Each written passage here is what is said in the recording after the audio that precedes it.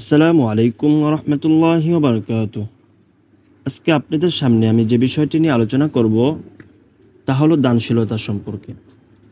হযরতে ওসমান গনি রাদিয়াল্লাহু তাআলা আনহু কেমন দানশীলতা ছিলেন এবং হযরতে ফাতেমা রাদিয়াল্লাহু তাআলা আনহা কেমন দানশীলতা ছিলেন এ বিষয় নিয়ে কিছু কথা বলবো। একবার হযরতে আবু বকর সিদ্দিক রাদিয়াল্লাহু তাআলা আনহু এর শাসন আমলে দুর্ভিক্ষ দেখা দিল। খাদ্যশস্যের অভাবে মানুষ ভীষণ অস্থির হয়ে আবু বকর সিদ্দিক রাদিয়াল্লাহু তাআলা আনহু এর দরবারে উপস্থিত হয়ে বলতে লাগলো, হে খলিফাতুল মুসলিমিন, সারা দেশে দুর্ভিক্ষ ছড়িয়ে পড়েছে। দিন দিন অভাব অনটন বেড়ে চলেছে। অভাব অনটনে আমরা দিশেহারা হয়ে পড়েছি।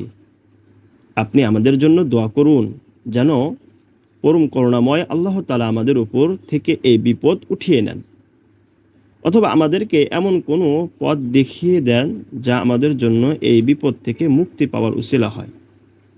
হযরত আবু বকর সিদ্দিক রাদিয়াল্লাহু তাআলা আনহু বিপদগ্রস্ত লোকদের এইরূপ বিনোদন শুনে খুশি হলেন এবং বললেন, আপনারা সকলে আগামীকাল সকালে এখানে উপস্থিত হবেন।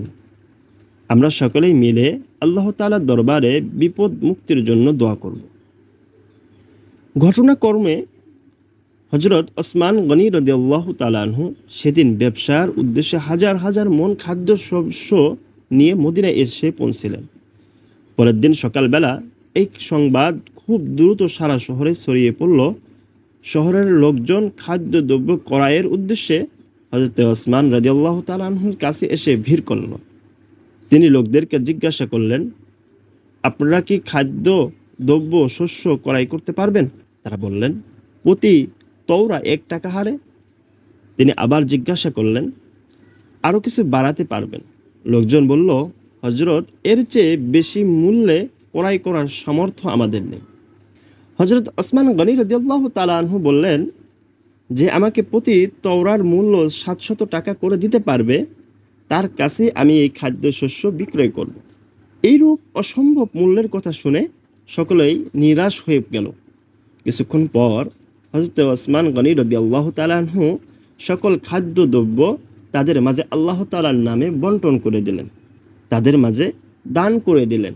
হযরত ওসমান গনি রাদিয়াল্লাহু তাআলা আনহু এর ব্যবহারে লোকেরা আশ্চর্যিত হয়ে গেলেন।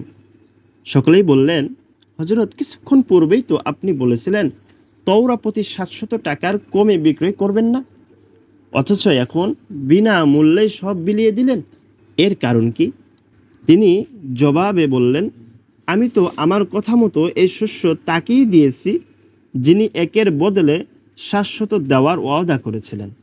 আমার দৃঢ় বিশ্বাস আমি প্রতি তওয়ার বিনিময়ে 700 টাকা করেই পাব। এই ঘটনার 2 দিন পর হযরত ইবনে আব্বাস রাদিয়াল্লাহু তাআলা আনহু হযরত রাসূল আকরাম সাল্লাল্লাহু আলাইহি সাল্লামকে স্বপ্নে দেখলেন। তিনি খুব দ্রুত কোথাও যাচ্ছিলেন। তাকে দেখে ইবনে আব্বাস রাদিয়াল্লাহু তাআলা আনহু খুব খুশি হলেন এবং একটু দূর থেকেই বললেন, হে আল্লাহর রাসূল সাল্লাল্লাহু আলাইহি ওয়াসাল্লাম, একটু তাশরিফ রাখুন। অনেক দিন ধরে আমি আপনাকে সাক্ষাৎ লাভের জন্য অধিক আগ্রহী আছি। আপনার কাছ থেকে আমার কিছু কথা জানার আছে। হযরত রাসূল আকরাম সাল্লাল্লাহু আলাইহি সাল্লাম অত্যন্ত ব্যস্তর সাথে বললেন, আমার বিলম্ব হয়ে যাচ্ছে, কারণ আল্লাহ তাআলা আমাকে বলছেন, হে প্রিয় মুহাম্মদ, ওসমান আমার রাস্তায় বিলুপ পরিমাণ সম্পদ দান করেছে। তার জন্য জান্নাতে আমি কি পরিমাণ নিয়ামত তৈরি করে রেখেছি আপনি দেখে আসুন। আল্লাহ তাআলার নির্দেশ অনুসারে আমি সেই নিয়ামত দেখতে যাচ্ছি। তোমার সাথে কথা বলতে গেলে আমার জান্নাতে পৌঁছতে অনেক বিলম্ব হয়ে যাবে। সুবহানাল্লাহ ওয়া বিহামদিহি। দানের কি মহিমা, কত ফজিলত! আল্লাহ তাআলার রাস্তায় দান করলে এইভাবেই করা উচিত। হাদিস শরীফের মধ্যে বর্ণিত আছে, যদি কোনো বান্দা একটি আমল করে, আমি তার ওই একটি আমলকে আমি তার বদলে 1000 গুণ বৃদ্ধি করে দেব। তাহলে আমি যদি আপনি 1 টাকা দান করি, তার বদলে আল্লাহ পাক রব্বুল আলামিন 1000 সওয়াব দান করবেন। হযরত ফাতেমা রাদিয়াল্লাহু তাআলা আনহা এর দানশীলতা। বিবাহ উপলক্ষে হযরত ফাতেমা রাদিয়াল্লাহু তাআলা আনহার জন্য নতুন পোশাক বানানো হয়েছিল। এছাড়া তার আরেকটি পরিধানযোগ্য পুরাতন জামাও ছিল। একদিন এক ভিক্ষুক এসে হযরতে ফাতিমা রাদিয়াল্লাহু তাআলা আনহাকে বলতে লাগলেন, আল্লাহর ওয়াস্তে কেউ আমাকে একটি পুরাতন জামা দান করুন। ভিক্ষুকে এই ফরিয়াদ শুনে হযরতে ফাতিমা রাদিয়াল্লাহু তাআলা আনহা ভাবতে লাগলেন, ভিক্ষুককে কোন জামাটি দেওয়া যায়, পুরাতনটি দিবেন না নতুনটি দিবেন। ভাবতে ভাবতে সিদ্ধান্ত নিলেন, ভিক্ষুক যেহেতু পুরাতন জামা চেয়েছে, তাই তাকে পুরাতন জামাটি দেওয়া ভালো হবে।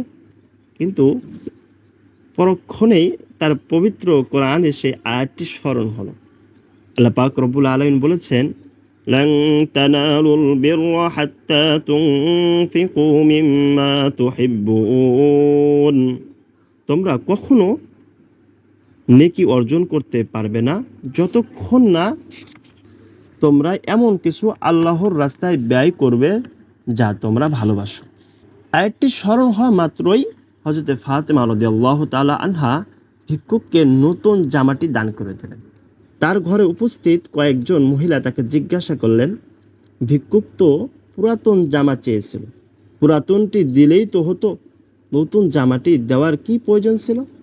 জবাবে তিনি বললেন, হ্যাঁ, ভিক্ষুক তো পুরাতন জামাই চেয়েছিল, কিন্তু আমার নিজের জন্য নতুন জামাটি রেখে তাকে পুরাতনটি দেওয়া আমার কাছে সমীচীন মনে হয়নি। কারণ দুইটি জামার মধ্যে নতুনটি আমার কাছে অধিক প্রিয় ছিল। আর আল্লাহর নামে প্রিয় বস্তুটি দান করলেই সওয়াবের অধিকারী হওয়া যায় না।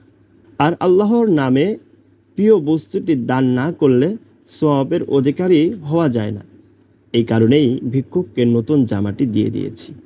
দেখেন ভাইরা এবং বোনেরা, আমরা চিরদিন এই দুনিয়াতে থাকতে আসিনি।